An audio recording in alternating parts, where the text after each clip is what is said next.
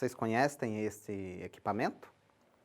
É um Arduino, ou placa Arduino, como alguns preferem chamar. Na verdade, este é o Arduino Uno, um dos vários modelos disponíveis, e é o mais popular e mais utilizado de vários modelos. É um equipamento com o qual é possível fazer uma série de coisas interessantes. Uma coisa interessante do Arduino é que você pode utilizá-lo de uma maneira modular. Você vai agregando sensores, como sensores de temperatura, de umidade ou de luminosidade. Você pode adicionar botões de controle, como esse aqui, que parece um joystick. Temos uma série de displays que podem ser utilizados. Enfim, ele é um hardware modular. Ou seja, eu posso acoplar uma série de dispositivos eletrônicos e, com isso, construir diversos sistemas de controle e automação.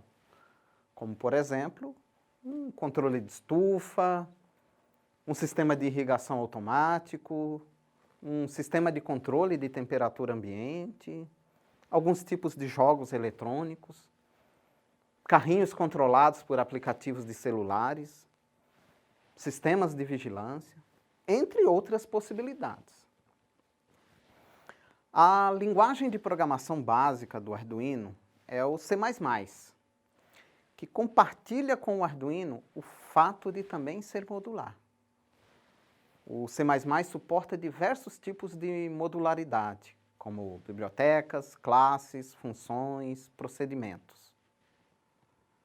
Bom, em programação, modularização diz respeito ao processo de dividir um algoritmo grande em partes menores, né? Possibilitando, assim, que algoritmos menores possam ser utilizados para montar um algoritmo maior, né? Com isso, você consegue resolver de uma maneira mais eficiente e mais clara um problema maior.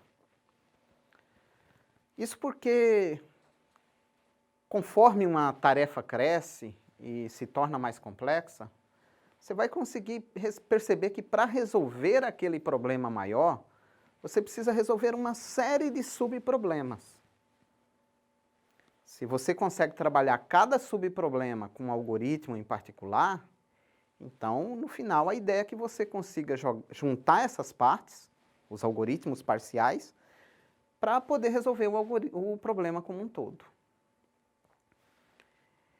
Então, dividir um algoritmo que resolve um problema grande, né, em problemas menores, usando algoritmos menores, os subalgoritmos, isso vai te dar uma série de vantagens. Você vai ter um código mais simples, né? Possivelmente esse código será menor, e se você modificar um dos subalgoritmos, isso vai te dar um impacto no algoritmo grande como um todo. Está abstrato? Vamos pensar em um pequeno exemplo. Imagine que na sua república, 3 dos 5 moradores acabaram de se formar e você vai ter que arrumar novos companheiros ou companheiras de moradia. Para divulgar as vagas, você quer informar os interessados a média de despesas da república. Então você decidiu calcular a média dos últimos 5 meses com energia elétrica, água e material de limpeza. Para te ajudar nessa tarefa, você resolveu fazer um programinha para fazer todos os cálculos. Então, em um primeiro momento, você elaborou um algoritmo usando descrição narrativa, como está apresentado na tela. Nesse algoritmo, você lê os gastos de energia e calcula a média de energia, lê os gastos com água e calcula a média com os gastos com água, lê os gastos com material de limpeza e calcula a média dos gastos com material de limpeza. No final, você informa a média dos gastos com energia, água e material de limpeza. O problema desse algoritmo é que ele vai gerar um programa relativamente extenso, né? Uma vez que ele tem que fazer várias tarefas e essas tarefas, inclusive, são repetitivas. Vamos tentar dividir esse algoritmo em subalgoritmos e vamos dividir o problema em subproblemas e resolver cada subproblema de maneira separada? Então, nós podemos fazer uma nova versão, como na tela, em que nós temos um subproblema, que é a média dos gastos com energia, outro, que é a média dos gastos com água, e outro, que é a média de gastos com material de limpeza. Mas isso não é muito eficiente. Ele é mais organizado. Mas se eu tivesse que calcular mais médias, como médias com diarista, média com gás, enfim, ou seja, o algoritmo não ficou bom.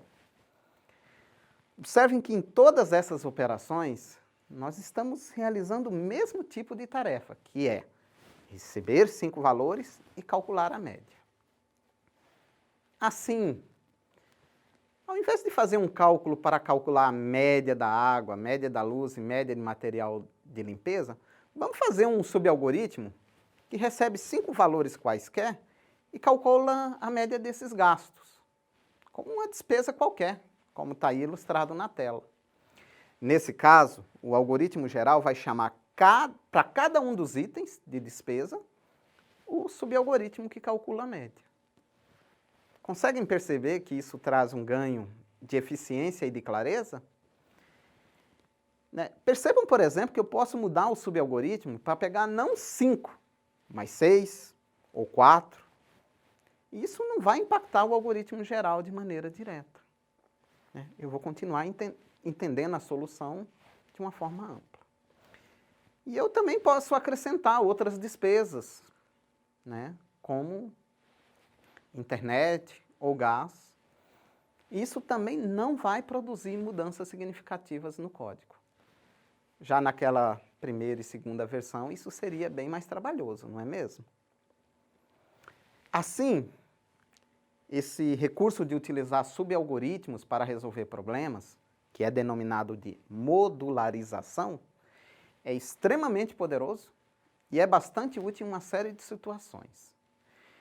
A modularização ela pode ser implementada como uma série de técnicas, como subprogramas, métodos, rotinas, módulos, unidades, bibliotecas, entre outras formas.